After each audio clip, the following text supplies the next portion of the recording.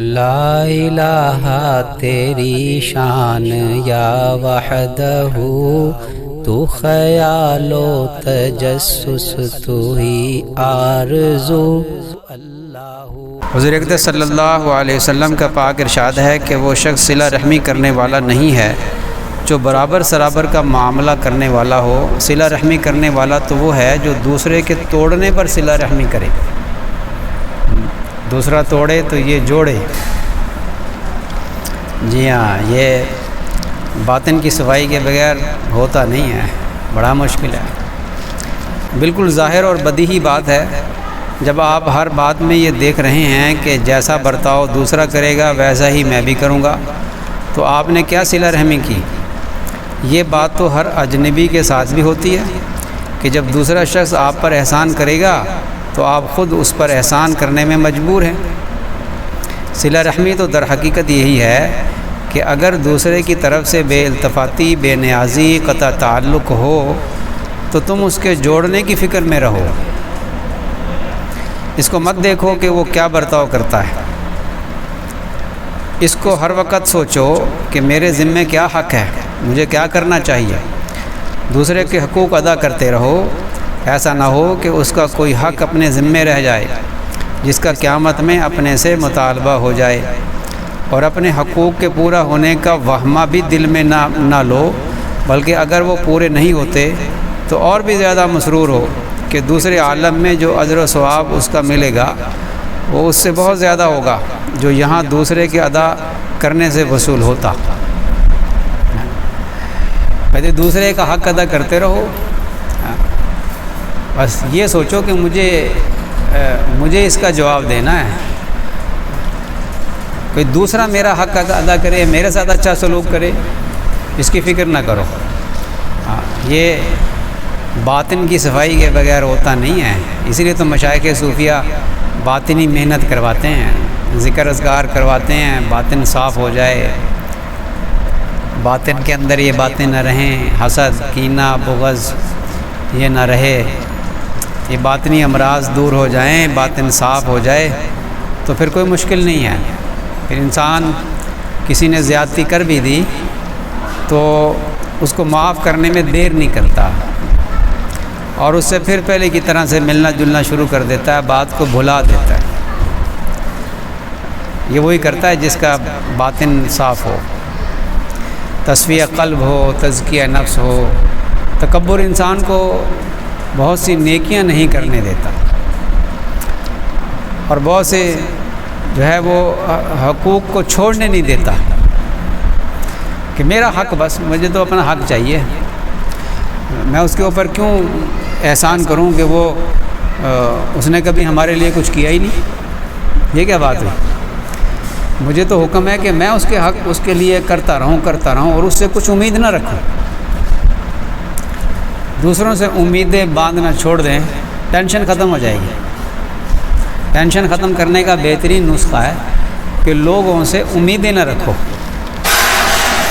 شادی ہوتی نا تو میاں بیوی آپ سے ایک دوسرے سے بڑی امیدیں باندھ لیتے ہیں اور اچھی خاصی بلکہ خواب دیکھتے ہیں، تمنائیں ہوتی ہیں، بڑی آرزویں ہوتی ہیں، کچھ ذرا حد سے زیادہ ہی توقعات باندھ لیتے ہیں۔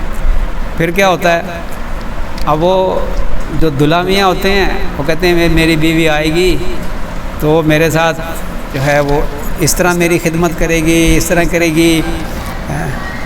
وہ شیخ چلی کی طرح وہ اپنے اندر نا کچھ آرزویں بنائے پھرتا ہے، شیخ چلی کی طرح، اور جب وہ اس کے خلاف دیکھتا ہے تو پھر دل برا ہوتا ہے اس کا۔ اچھا، اسی طرح وہ جو دلہن آتی ہے وہ بھی جناب بڑی اس کی آرزویں ہوتی ہیں، اور اس نے بھی خواب دیکھے ہوتے ہیں، میرا میاں جو ہے میرے ساتھ ایسا کرے گا، ایک آئیڈیل بنایا ہوتا ہے نا اپنے دل و دماغ کے اندر۔ پھر جب اس سے وہ توقعات نہیں ہوتی تو پھر دل ٹوٹتا ہے۔ اگر یہ سوچ یہ ہو جو ابھی یہ ہم نے حدیث میں پڑھا ہے کہ مجھے اس کا حق ادا کرنا ہے، مجھے اس کا حق ادا کرنا ہے، مجھے حق سے بڑھ کر دینا ہے، مجھے اس کی رعایت کرنی، مجھے خیال رکھنا ہے، اور اس سے توقعات نہیں رکھنی تو پھر ٹینشن بھی نہیں ہوگی اور باطن کی صفائی بھی ہوگی، پھر اور ترقی بھی ہوگی، اللہ تعالیٰ کے ساتھ خاص تعلق بھی بنے گا، لڑائی جھگڑے بھی نہیں ہوں گے۔ سارے لڑائی جھگڑے ہوتے ہیں کہ اس نے میرا حق نہیں ادا کیا، یہ نہیں سوچتے کہ میں نے اس کا کتنا حق ادا کیا، اس لیے گھروں کے اندر لڑائیاں جھگڑے ہوتے ہیں۔ یہاں فرمایا ہے کہ وہ شخص جو ہے صلہ رحمی کرنے والا نہیں ہے جو برابر سرابر کے بھی اس نے میرا حق ادا کیا تو میں بھی کروں گا، اس نے میرا حق ادا نہیں کیا تو میں بھی نہیں کروں گا، یہ صلہ رحمی نہیں ہے۔ صلہ رحمی یہ ہے کہ دوسرا توڑے تو تم جوڑو، جو تمہیں محروم کرے تم اس کو عطا کرو۔ اور یہاں حال یہ ہے کہ معمولی سی بات پہ ایسا قطع تعلقی کرتے ہیں کہ بس ساری عمر گزر جاتی ہے، اتنا تکبر ہوتا ہے، اور قطع تعلقی کرنے پر اعمال کا اجر روک لیا جاتا ہے، آسمانوں میں جب پہنچتا نہیں ہے روک لیا جاتا ہے، جب تک یہ صلح نہیں کرے گا اس کے ساتھ فرشتوں کو حکم ہوتا ہے کہ اس کے اعمال کو اوپر مت لے کے جاؤ، لٹکے رہیں گے وہ، لٹکے رہیں گے۔ اس لیے عقل مند انسان وہ ہے جو صلہ رحمی کرتا ہے، صلہ رحمی کو سمجھتا ہے اور پھر صلہ رحمی کرتا ہے، دوسرے کا حق ادا کرتا ہے۔ ایک تو اللہ تعالیٰ کے ہاں سرخ رو ہوتا ہے، اور دوسرا ٹینشن والی اور ڈپریشن والے مرض سے بھی بچتا ہے بس۔ اور ڈپریشن کا مرض، اس کا علاج نا، وہ بیٹھے ہوئے تھے حکیم صاحب کے پاس بیٹھا تھا میں، حکیم اجمل صاحب کے پاس، تو ایک اور صاحب بھی بیٹھے تھے وہاں، انہوں نے ایک دلچسپ بات سنائی، کہتے وہ ایک ڈاکٹر صاحب ہیں ہمارے، بڑے دیندار ہیں، تبلیغی ہیں، تو ان کے پاس ایک مریض آیا تو ٹینشن، ڈپریشن اور کیا کیا مرض اپنا بتا رہا تھا۔ کہتے ہیں ڈاکٹر صاحب نے ان سے پوچھا کہ یہ بتائیں کہ آپ اپنے چاچا، ماما، تائے، خالہ، پھوپھی، بہنیں، بھائی، ان سے ملاقات کیے کتنی دیر ہو گئی؟ کہنے لگے جی بڑی دیر ہو گئی، بہت عرصہ ہو گیا، تو مصروفیت اتنی ہے۔ ڈاکٹر صاحب کہنے لگے کہ جی آپ کا علاج نا میں 1 مہینے کے بعد کروں گا، آپ 1 مہینہ ان سب کے پاس جائیں اور ان کو کہیں کہ جی میں صرف آپ سے ملاقات کرنے کے لیے آیا ہوں، اس لیے کہ آپ میری خالہ ہیں، آپ میرے چاچا ہیں، بڑی دیر ہو گئی تھی ملاقات کیے، میں بس ملنے کے لیے آیا ہوں۔ سارے رشتہ داروں کو، بھائیوں کی طرف بھی جائیں، بہنوں کی طرف بھی جائیں، اور ساروں سے ملاقات کر کے نا 1 مہینے کے بعد پھر میرے پاس آنا۔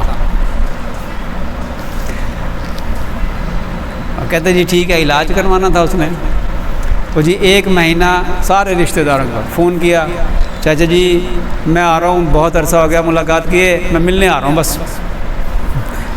بڑے خوش ہو گئے جی، وہ بھی خوش ہو گئے، چلو جی آ رہے ہیں ملنے کے لیے۔ خالہ جی میں آ رہا ہوں 1 دن کے لیے، 2 دن کے لیے، آ جاؤ بیٹا۔ پھوپھی جی میں آ رہا ہوں۔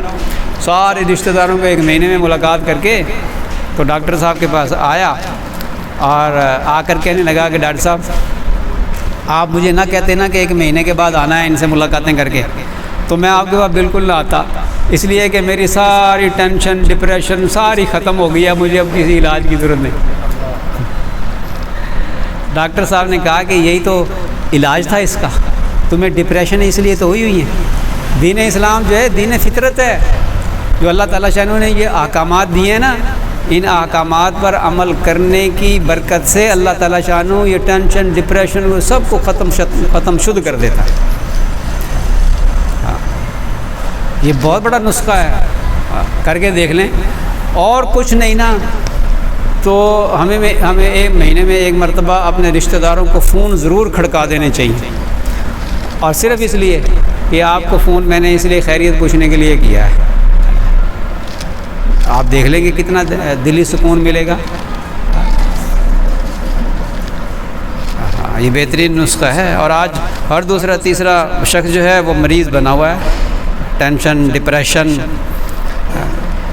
آگے فرمایا، ایک صحابی نے حضور اقدس صلی اللہ علیہ وسلم سے عرض کیا، یا رسول اللہ صلی اللہ علیہ وسلم میرے رشتہ دار ہیں، میں ان کے ساتھ صلہ رحمی کرتا ہوں، وہ قطع رحمی کرتے ہیں، میں ان پر احسان کرتا ہوں، وہ میرے ساتھ برائی کرتے ہیں، میں ہر معاملہ میں تحمل سے کام لیتا ہوں، وہ جہالت پر اترے رہتے ہیں۔ یہ وہ بندہ کرتا ہے جس کا باطن بنا ہوا ہو، جو اندر سے مٹا ہوا ہو، جس کی اصلاح ہوئی ہو، تزکیہ ہو گیا ہو، وہ کرتا ہے۔ یہ جو صحابی فرما رہے ہیں نبی کریم صلی اللہ علیہ وسلم کی صحبت میں ان کا تزکیہ ہو گیا تھا، تبھی تو فرماتے ہیں کہ میں ان کے ساتھ یہ ایسا کرتا ہوں، وہ میرے ساتھ برا کرتے ہیں۔ حضور اقدس صلی اللہ علیہ وسلم نے ارشاد فرمایا کہ اگر یہ سب کچھ صحیح ہے تو ان کے منہ میں خاک ڈال رہا ہے، یعنی خود ذلیل ہوں گے، اور تیرے ساتھ اللہ تعالیٰ شانوں کی مدد شامل حال رہے گی جب تک تو اپنی اس عادت پر جمع رہے گا۔ اس عادت پہ جمع رہے اللہ تعالیٰ تیری مدد کرے گا، اور جب تک اللہ جل شانہ کی مدد کسی کے ساتھ کسی کے شامل حال رہے، نہ کسی کی برائی سے نقصان پہنچ سکتا ہے، نہ کسی کا قطع تعلق نفع پہنچنے سے مانع ہو سکتا ہے۔ آگے شعر لکھا ہے، تو نہ چھوٹے مجھ سے یا رب، تیرا چھٹنا ہے غضب، یوں میں راضی ہوں مجھے چاہے زمانہ چھوڑ دے۔